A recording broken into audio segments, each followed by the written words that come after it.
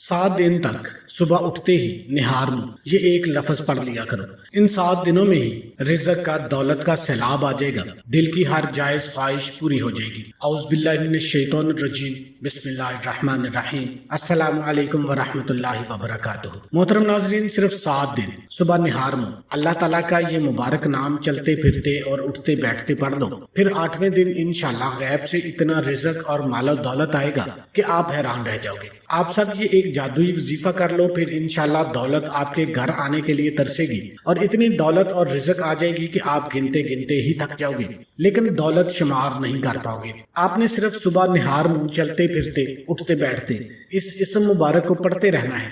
इंशाल्लाह 7 दिन में ही करोड़पति बन जाएंगे। मोहतरम नाज़रीन, आज आप सबकी खिदमत में एक बहुत ही ख़ास और मुजर्रब वजीफ़ा लेकर हाजिर हुआ हूँ। ये एक रूहानी वजीफ़ा है और अल्लाह ताला के पाक नाम का वजीफ़ा है, और ये वजीफ़ा जो कोई भी सच्चे दिल और कामिल यकीन से करता है, चंद दिनों में, जैसा कि इस अमल को बुजुर्गों ने 7 दिनों से मंसूब किया है, इन 7 दिनों में ही आपको इसके नताइज मिलना शुरू हो जाएंगे। और जिस शख्स पर अल्लाह पाक अपना फजलो करम और खसूसी रहमत वाला मामला करते हैं, तो वो बंदा चंद दिनों में ही इतना माला माल हो जाता है कि इसे खुद को समझ नहीं आती कि मेरे पास ये रिज़्क़ कहाँ से आ रहा है। अल्लाह ताला की ज़ात जो कि इंसान के लिए रहमान भी है, रहीम भी है, वही करीम है, खालक भी वही है और राज़िक़ भी वही है। मेरा अल्लाह वाहदहू ला शरीक है। वो किसी भी बंदे को अपना नाम पुकारने से इस कदर रिज़्क़ फराहम करता है कि बंदा अपने रब का शुक्र अदा करते करते नहीं थकता। तो नाज़रीन इकराम, आप लोग ये वजीफ़ा ज़रूर करें, इंशाल्लाह फिर आपको भी वहाँ से रिज़्क़ हासिल होगा जहाँ से आपने कभी वहमो गुमान भी नहीं किया होगा। कोई भी वजीफ़ा करने के साथ साथ 5 वक़्त की नमाज भी पढ़नी ज़रूरी होती है, क्योंकि वजीफ़े के साथ जो इबादत होती है वो भी बहुत ज़्यादा ज़रूरी होती है। खासकर इबादत के बाद जो दुआ मांगी जाती है, इस दुआ की अलग ही बात है। अल्लाह ताला हमारे गुनाहों के बावजूद भी हम पर रहम का मामला ही करता है, और जो लोग अल्लाह पाक का शुक्र अदा करते हैं तो फिर उनको ना ख़त्म होने वाले रिज़्क़ दौलत मिलना शुरू हो जाती है। ऐसी खुशी मिलती है जो कभी ख़त्म नहीं होती। अल्लाह पाक फिर उनको ऐसी दौलत अता करता है, ऐसी इज़्ज़तें अता करता है जिसका कोई हिसाब नहीं है। तो नाज़रीन इकराम, इसीलिए अल्लाह पाक से जब भी मांगो तो सिर्फ़ और सिर्फ इज़्ज़त वाला, बरकत वाला, चैन और सुकून वाला रिज़्क़ ही मांगा करो। क्योंकि कई मरतबा ऐसा भी होता है कि इंसान के पास बेशुमार दौलत तो आ जाती है और वो देखते ही देखते लाखों करोड़ों का मालिक भी बन जाता है, लेकिन इसकी दौलत में, रिज़्क़ में बरकत बिल्कुल नहीं होती और ना ही इसकी इज्जत होती है, क्योंकि वो दौलत हराम ज़राए से हासिल की गई होती है। कुछ शॉर्टकट इस्तेमाल किया होता है। जैसे कोई भी कारोबार तो हलाल से ही शुरू किया गया है, खूब मेहनत भी करते हैं, दुआएं भी मांगते हैं, 5 वक़्त की नमाज भी बाकायदगी से अदा करते हैं, लेकिन कारोबार में बिजली का कुंडा डाल लेते हैं, तो फिर कारोबार में बरकत कैसे होगी? 2 नंबर तरीके से माल बेचते हैं, ज्यादा मुनाफा रख के माल बेचते हैं, खराब माल बेच देते हैं, तो उसमें फिर बरकत कैसे होगी? तो इसलिए अल्लाह पाक से बरकत वाला रिज़्क़ मांगना चाहिए। उस रिज़्क़ का, उस दौलत का क्या फ़ायदा जो आपको मस्जिद तक ना ले जा सके, जो आपको अल्लाह की इबादत करने पे मजबूर ना कर सके, जिससे आप अल्लाह का शुक्र ना अदा कर सके। हज़रत अब्दुल्ला बिन उमर रज़ी अल्लाह ताला अन्हु फरमाते हैं कि नबी करीम सल्लल्लाहु अलैहि वसल्लम के इरशाद का मफ़हूम है कि जिस शख्स के लिए दुआ का दरवाज़ा खोल दिया गया तो समझो उसके लिए रहमत का दरवाज़ा भी खोल दिया गया। अल्लाह पाक से किए जाने वाले सवालों में से पसंदीदा सवाल आफियत का है। जो मुसीबतें नाज़िल हो चुकी हैं और जो नाज़िल नहीं हुई, उन सब में दुआ से बहुत नफ़ा होता है। तो अल्लाह पाक के बंदो, दुआएं मांगने को अपने ऊपर लाजम कर लो। इस्लाम में दुआ की बहुत ज़्यादा अहमियत है। तो अक्सर लोग क्या करते हैं कि वीडियो को जो आखिर का हिस्सा है जिसमें दुआ मांगने का तरीका बताया गया होता है वो छोड़ देते हैं। नबी पाक सल्लल्लाहु अलैहि वसल्लम ने फरमाया कि दुआ इबादत का मगज़ है। हज़रत नुमान बिन बशीर से रवायत है का मफ़हूम है कि नबी पाक सल्लल्लाहु अलैहि वसल्लम ने फरमाया कि दुआ ही असल इबादत है। एक और हदीस का मफ़हूम है कि बेहतरीन इबादत कुशादगी का इंतज़ार करना है। मतलब ये कि जिस आदमी को जब कोई मुश्किल पेश आए और वो जानता है कि इसकी मुश्किल अल्लाह के सिवा कोई हल नहीं कर सकता, तो उसे चाहिए कि अल्लाह के फजल पर कामिल यकीन और भरोसा करके इंतहाई आजिज़ी और इंकिसारी के साथ उसके फजल के जरिए दुआ मांगता रहे, तो खुदा ने चाहा तो वो उसकी मुश्किल को जरूर दूर कर देगा। इसका मतलब ये है कि इबादत और कुशादगी का इंतजार, गोया आपने दुआ और इंतजार को एक दूसरे के लिए लाज़िम व मलज़ूम करार दे दिया है। क्योंकि जब आप दुआ मांगते हैं, अक्सर वो दुआ कबूल फौरन नहीं होती, लेकिन उसके असरात आपको आने वाले दिनों में नजर आएंगे।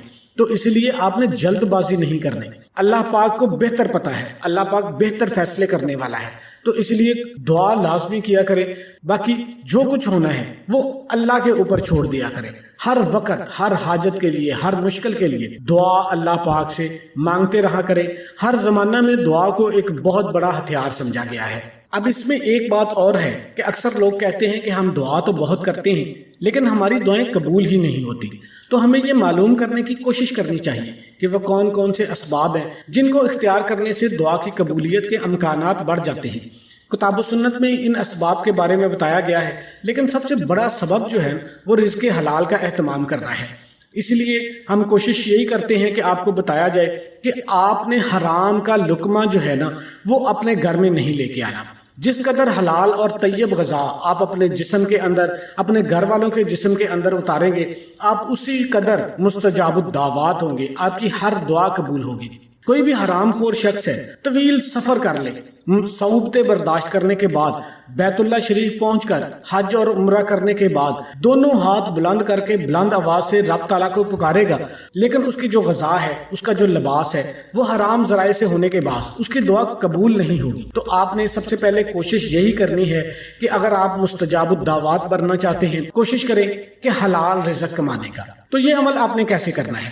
آپ نے صبح فجر کی نماز کے بعد اس عمل کو کرنا ہے. کوشش کریں کہ اچھے طریقے سے وضو کریں اور اس کے بعد نماز فجر ادا کریں. جب آپ نماز فجر ادا کر لیں تو نماز ادا کرنے کے بعد جب آپ جائے نماز سے کھڑے ہونا ہے تو آپ نے صرف 3 مرتبہ درود شریف پڑھ لینا ہے. اللہم صلی علی محمد وعلی آل محمد کما صلیت علی ابراہیم وعلی آل ابراہیم انک حمید مجید. اللہم بارک علی محمد وعلی آل محمد کما بارکت علی ابراہیم وعلی آل ابراہیم انک حمید مجید. آپ درود ابراہیمی پڑھ لیں گے، چھوٹے سے چھوٹا درود صلی اللہ علیہ وآلہ وسلم پڑھ لیں. درود شریف پڑھنے کے بعد آپ چلتے پھرتے اٹھتے بیٹھتے ہر وقت اللہ پاک کا یہ مبارک نام ہے یا وہاب، صرف ایک نام یا وہاب. یہ رزق کے لیے، برکت کے لیے، دولت کے ڈھیر نگانے کے لیے ایسا بابرکت نام ہے.